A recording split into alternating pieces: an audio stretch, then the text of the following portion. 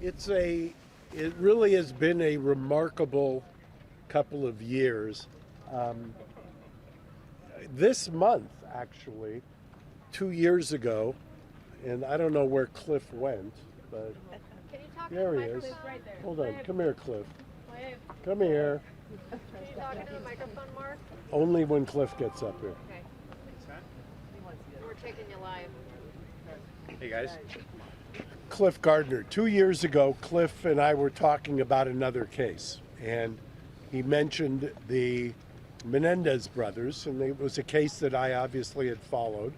And he said he had prepared and he was about to file a pro per, believe it or not, writ of habeas corpus. 2 years ago, I said, well, you know what, Cliff, we talked about it. We enjoy working together, now have an undefeated record, continue to have. And we decided, let's do it.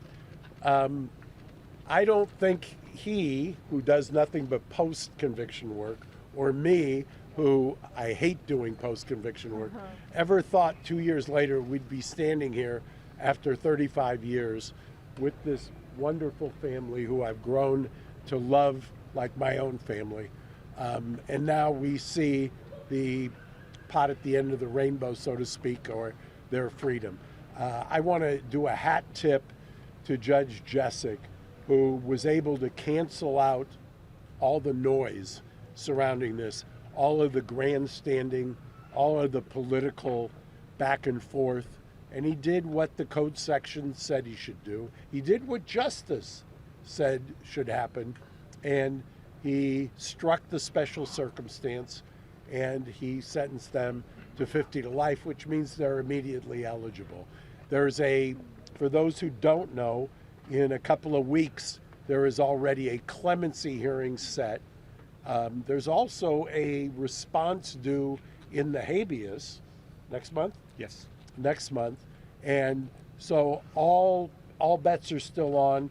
The resentencing has happened. I actually made a call.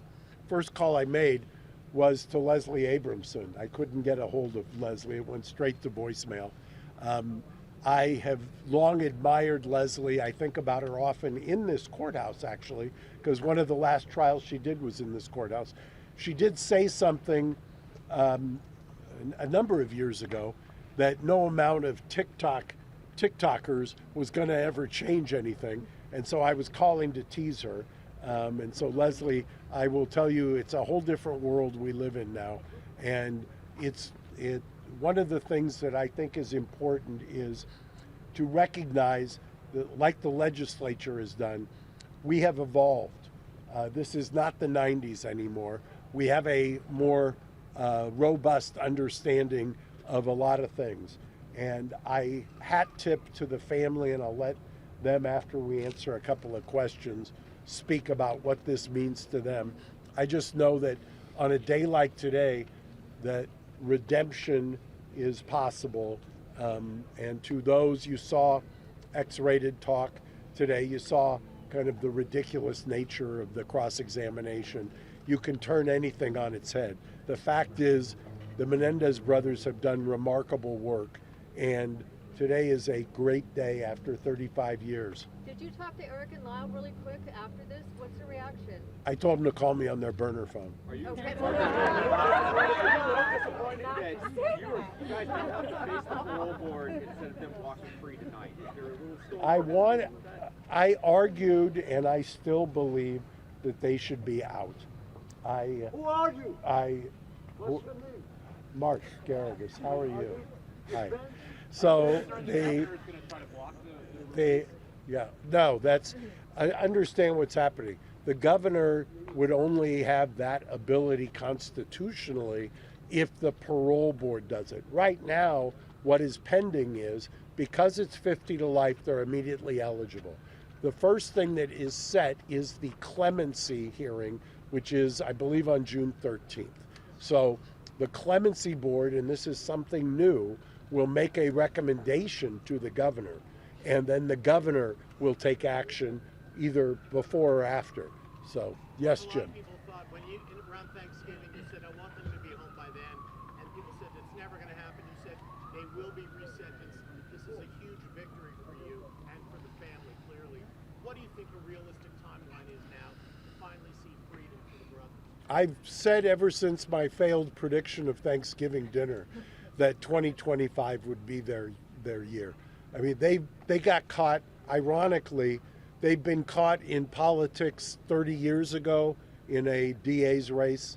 They got caught in politics now in 2024, and I'm hopeful now that Judge Jessic did what he was supposed to do. And I'm hopeful that now that the right thing will be done and they'll walk out. You know, they've got a family, and I think the takeaway for me today was that the family, this has become, their trauma has become kind of the subject of prurient interest. But they are a real family, real people who have lived through unimaginable horrors. And I'm hopeful and glad that we're one huge step closer to bringing the boys home. Thanks. Yes. Are you concerned about that this could get held up on an appeal if the DA's office files an appeal? No, I'm not concerned with that. I think at this point, the record is such that the code section calls for this. This was from my mind, this was the minimum that they should get. It also, somebody mentioned this to me in the courtroom just now. This is a decision that I think will reverberate in the criminal justice system. One of the things that we have argued all along, and what the judge said today, the judge commented today, this is one of the most remarkable, and he used that term, remarkable transformations. And he said, while the crime was truly horrific and remarkable, the 35 years since, what they have accomplished is remarkable, with no hope. And we've said that since day one. And so with no hope, this encourages people who are incarcerated to make the right decisions, to take the right path. So it's just a win-win on so many levels.